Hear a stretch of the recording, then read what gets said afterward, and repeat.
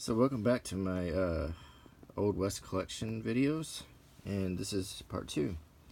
So I've got a lot of interesting stuff here to show you, and let me just sort of stand a few things up. I guess I'll start with this. This is genuine money used during the Old West. As you can see, the date on this is 1890. This one silver dollar. It's a little worn. This one here is 1887.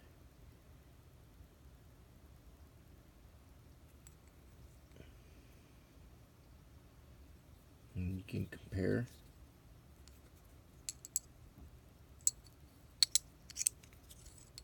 Two silver dollars. This is some paper money from the Old West. It's pretty decomposed, but you can still make out basic idea. There is a repeated picture of Thomas Jefferson on it. It's a 25-cent note. I don't want to take it out of the plastic because it's quite delicate. And there's a 10-cent note. Two of them. And these are also quite degraded, decomposed. But this is some paper money from the Old West. Please ignore my cat who's meowing in the background. She wants attention. This is my Johnny Ringo action figure. You might recognize that they're trying to get as close as they can from the character in Tombstone, but they can't get too close because I don't think they got the permission from Michael Biehn. But this is somewhat articulated, and he does have a removable gun that can be put in his holster. But he looks better. Here, let me show you the pistol. Actually, the details are really good. But it looks better in his hand, I think. And you can pose him kind of like he's, in the gunfight or whatever. His hands are posable. His arms are posable, but he's in this this stance. He's got his red sash like in the movie. That wasn't very historically accurate, but it sure made for a good movie, I have to admit. You can also have him gunning against this Wyatt Earp action figure. Yeah, I use these as kind of bookends since they're a bit dusty, and I apologize. I'm bad about dusty. But this is Wyatt Earp, and you can see he's under a saloon. I really love this. The doors move. So like he's busting out of the saloon. And there's on his boots, just like the Johnny Ringo, there's dust. And he has two holsters that work. He has two pistols that come out of his hands. You can put them in the holsters if you'd like. He's wearing this long coat. He has his badge. It's a very cool figure. You can have it like, it makes, in my opinion, these make great bookends, and that's what I use them for. So there's Johnny Ringo and Wyatt Earp figures. I think they're modeled a little bit more. The Wyatt Earp, at least, is a little bit more modeled after real life, and Johnny Ringo obviously has been modeled after the movie. But this doesn't look like Kurt Russell. This doesn't look like Michael Biehn, but the costume is certainly looks like Michael Biehn's costume. So that's the figures. Here is one of my favorite pieces that's on my western shelf. It's an old covered wagon. It's a little beat up, but it's a great cloth and wood replica with working wheels, and I mean, still, if you hooked it up to some horses, it looked pretty good. There's a little bench in there on the back. It's a little lantern. It's just a great cover part tends to come off this. Does need a little touching up, I think, but it just looks good. It's a good thing to put on the shelf.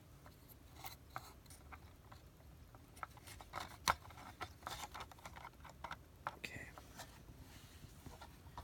Oh, this is an old Derringer cap gun. You put a little cap here. It looks like a little gambler's pistol.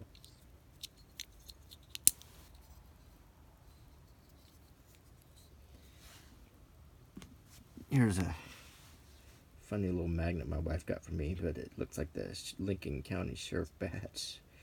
So it's just a magnet, but it looks cool. And the other toy I'll show you is this horse. It's sort of in the right scale for the figures I showed you. So I display this horse. It's actually made out of leather. And it's got a saddle and some reins that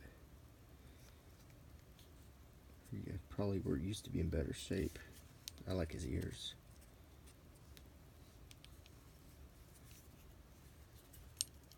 Got his stirrups.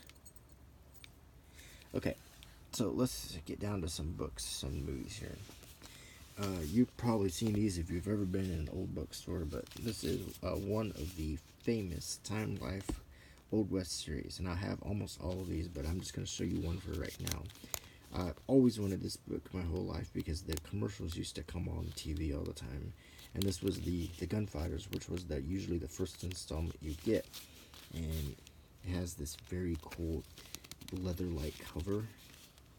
It's very soft to the touch.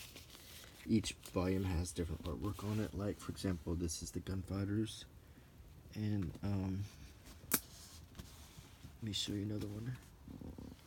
This is the women.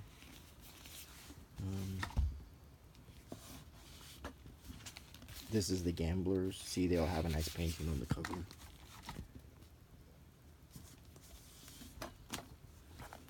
The Trailblazers. Anyway, let's look at this one real quick. What was great about these books is they were just well made and full of good stories and lots of artwork. I always see how the same guy getting shot in both of these pictures. And it has stories about Tombstone. You know, before the internet, this was my source for, see, the Earp brothers. This was my source for verifying how accurate Tombstone was. I've seen that painting in the Birdcage Theater in Tombstone. Sheriff John Behan. Doc Holliday. That's Allen Street in Tombstone. And there's an excerpt from the paper. See, these were good books. They had a lot of good illustrations. They told good stories. They all have a section that showed like the equipment, like, you know, the typical guns that you would have found. Got a fold out.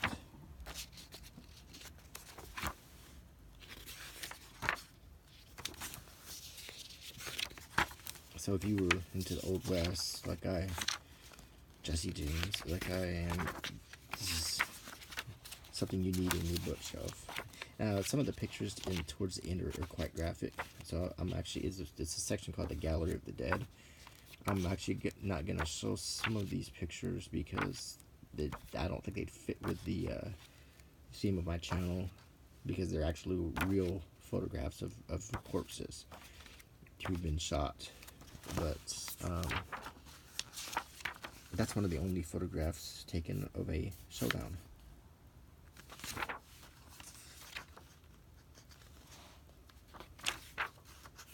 If you watch Lonesome Dove, that's the actual blue duck right there next to Belle Star, the real blue duck.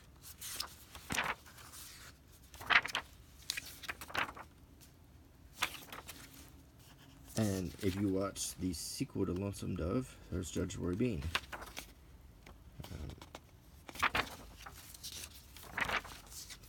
But anyway, these books are a lot of fun, and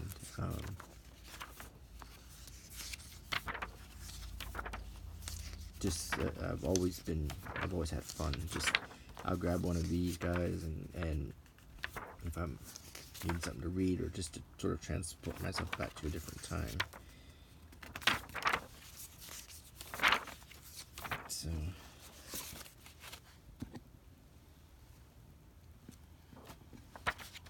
good stuff. It's hard to flip through this book and not see pictures of dead bodies, because they photographed them so much back then. That was the typical thing they did. They photographed. That was what cameras were used for a lot. So there was a huge fascination in the Victorian times with death. As a matter of fact, there's a book that I would be happy to show you at some point called America's Affluent Age, and it goes into greater detail about the relationship between the camera and the corpse, and how people in the 1870s and 80s and 90s were obsessed with death, to the extent of photographing bodies in poses and scenes. It was just interesting.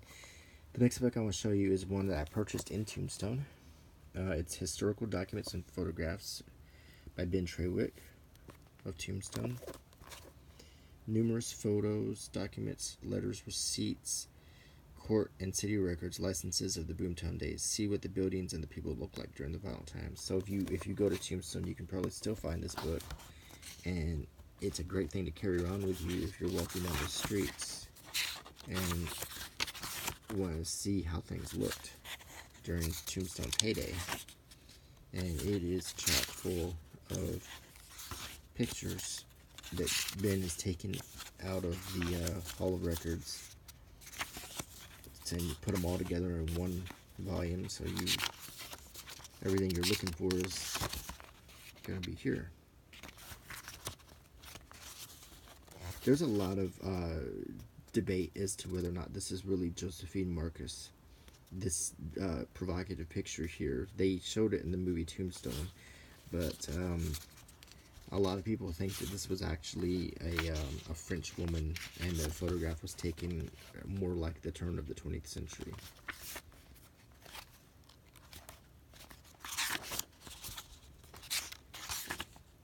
But you know what? We'll probably never know.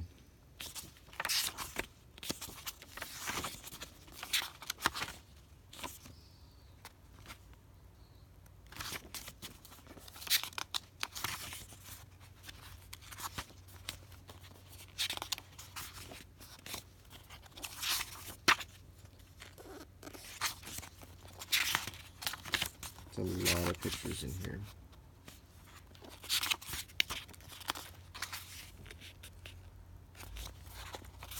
And some of these pictures you're only going to really find in this book, because some of these are like taken straight from, that's the real Johnny Ringo.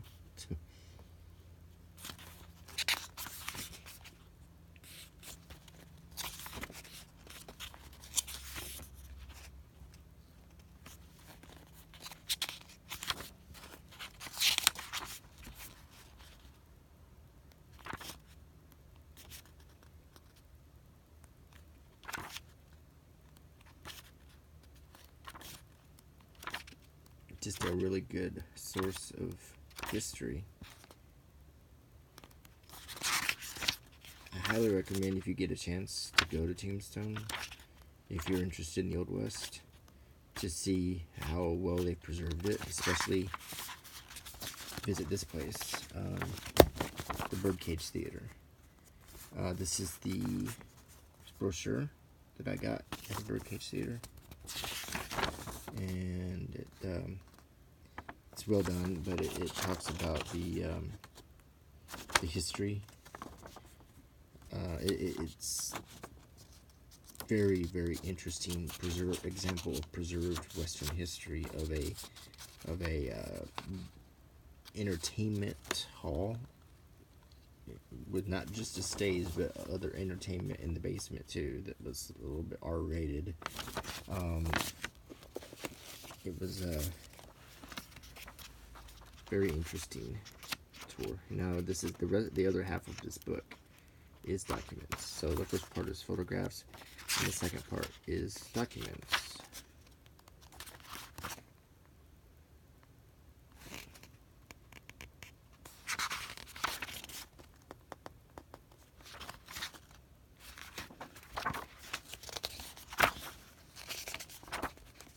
All these are famous documents relating to Wyatt Earp and Curly Bill Brocious, Johnny Ringo. Interesting stuff.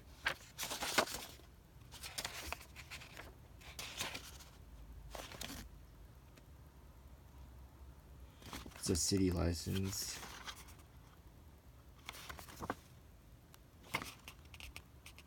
Inquest concerning the body of John Ringo.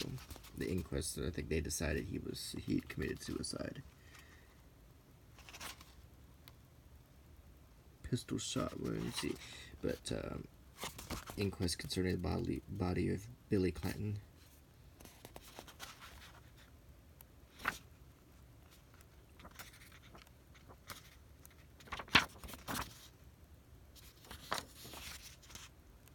Really interesting stuff.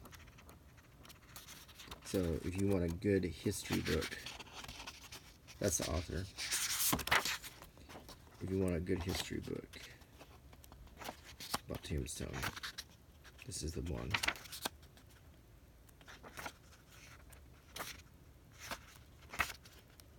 Okay.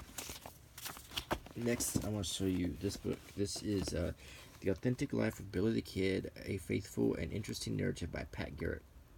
This was ghostwritten by Ash Upson. It's an old edition of it.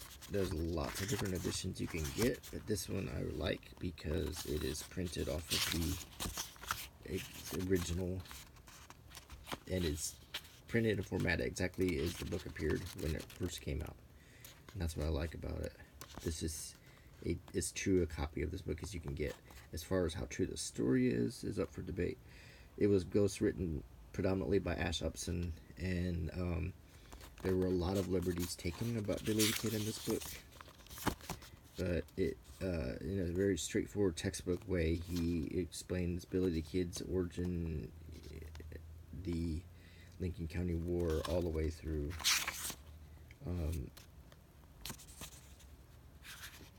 To his death in Fort Sumner, New Mexico. And this would be Pat Garrett's version of the events. He was sitting on the bed next to Pete Maxwell. Billy the Kid walked in barefoot, but he still had his gun saying "Quién, which means "who is this" in Spanish when Pat Garrett shot him.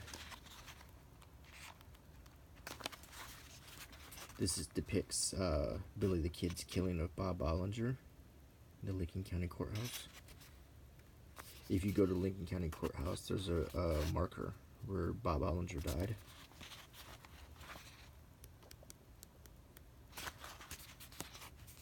This is the capture of Billy the Kid and Dave Rudabaugh at Sticking Springs.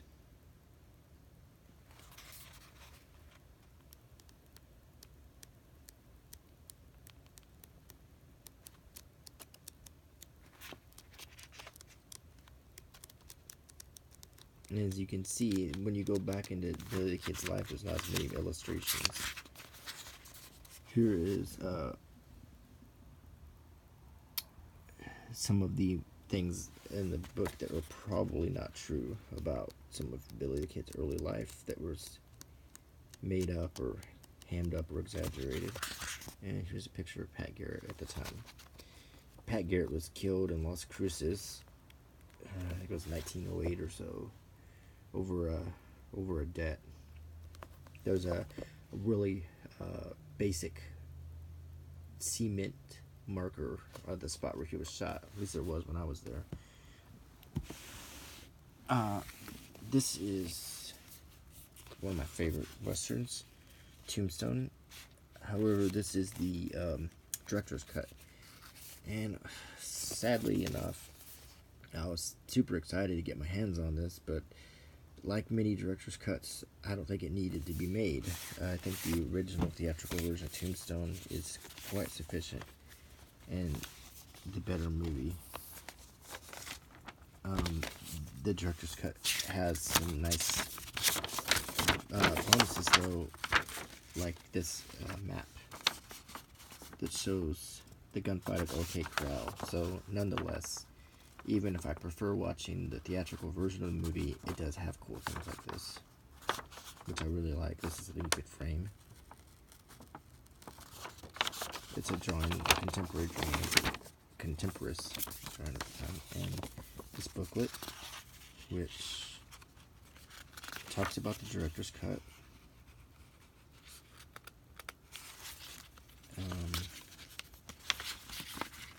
Some good artwork. And it's got the chapters and a little bit about the making of Tombstone. So, nonetheless, I still really like this set. It's got, of course, Val Kilmer and Kurt Russell, two of my favorite actors. And the role that more than anything, I think, defined Val Kilmer's career was his Doc Holliday. That is the Val Kilmer owned that part. Another movie I really enjoy is Rio Bravo. Classic Western. This is one I used to watch with my parents growing up as a kid, and possibly one of the John Wayne's best movies, along with Dean Martin, Ricky Nelson, and Walter Brennan. Just an absolutely fantastic, nearly flawless movie. If you want a good, well-told Western that moves fast, that's colorful, that's full of great dialogue and good music, this is the movie you should pick. And this particular set has the movie with special features. Then it also has a set of collectible cards that look like lobby posters. Angie Dickinson.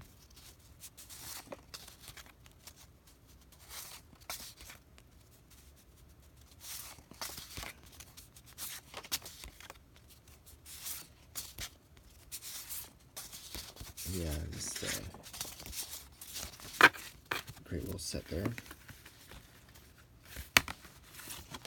I suppose you could use them as postcards if you want to break how I break this set. And then finally, it comes with two more bonuses. It comes with the Warner Brothers promotional booklet. That's a reproduction of what was handed out during to audiences watching the premiere showing. It has all of the artwork in it. It's really cool.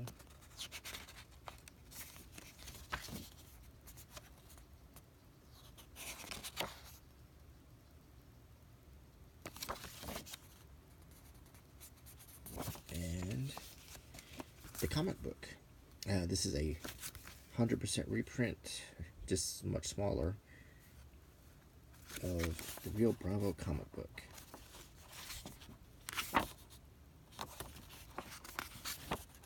And which I love this little feature. I mean, I just think this is the coolest thing.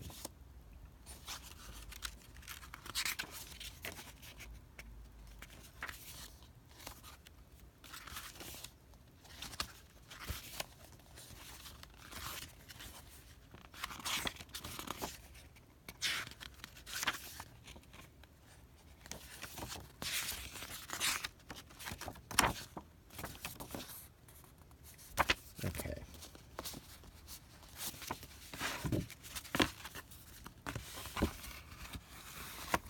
So that's Real Bravo. The last thing I'm going to show you is one of my other favorite movies.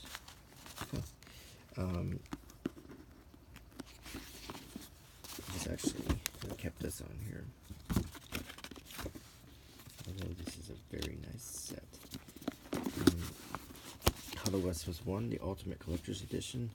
How the West Was Won is a fantastical Cinerama movie. The Cinerama was a different screening process. They only made a handful of movies on it back in the 60s, but it was like a big screen that wrapped around you, kind of like it was a gimmick, kind of like early IMAX. But so How the West Was Won is an epic scale movie about a family that starts out in, they leave Ohio and they go west, and then it shows the 3 generations of that family.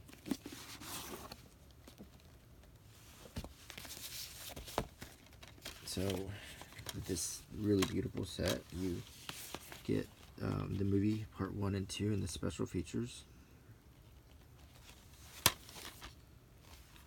And you get let's show this first. Lots of extras. Really handsome case here. Photographs in the production with small captions in the back explaining what they are. But they're high quality photographs, and they're all behind the scenes photographs.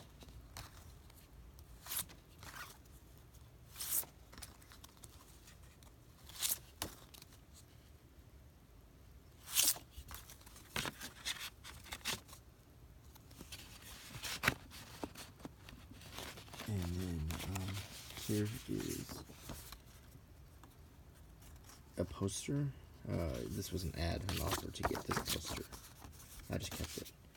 And here are lobby cards from the movie that are also high quality, glossy prints.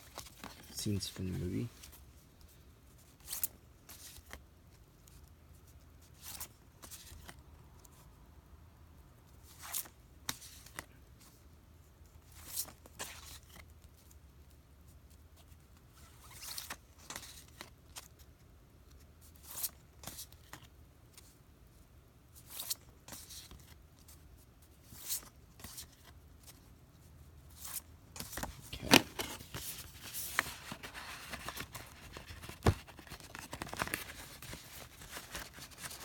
Let's get started in there.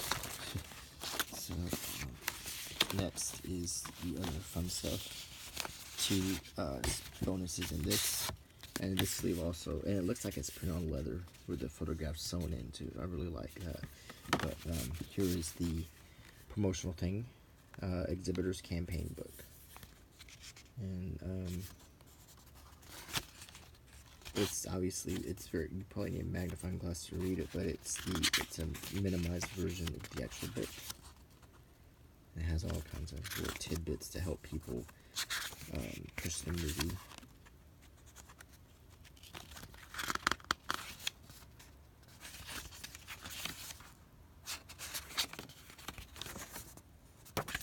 Okay, and finally, a copy of the Random House book. I have the full-sized one in my shelf, but I'm just going to show you this one. It's exact, it's just smaller. The full-size one is about the same size as the Time Life book I just showed you. But this is the one I like to flip through because mine is kind of delicate now.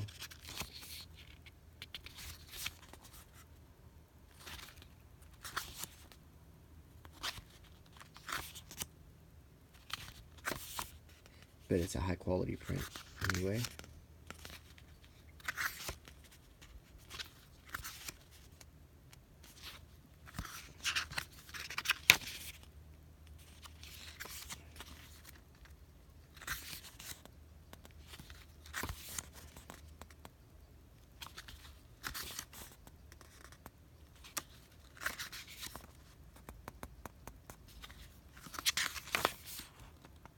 Talks about the Cinerama process. And there we have it. So, I sure hope you enjoyed this video. There will be a part 3. of my Old West collection, but this was part 2. And thank you so much for all your comments. If you haven't done so already, please subscribe. And thank you so much for watching and sitting with me here tonight to look over this stuff. I've really enjoyed it. So I'll see you tomorrow night.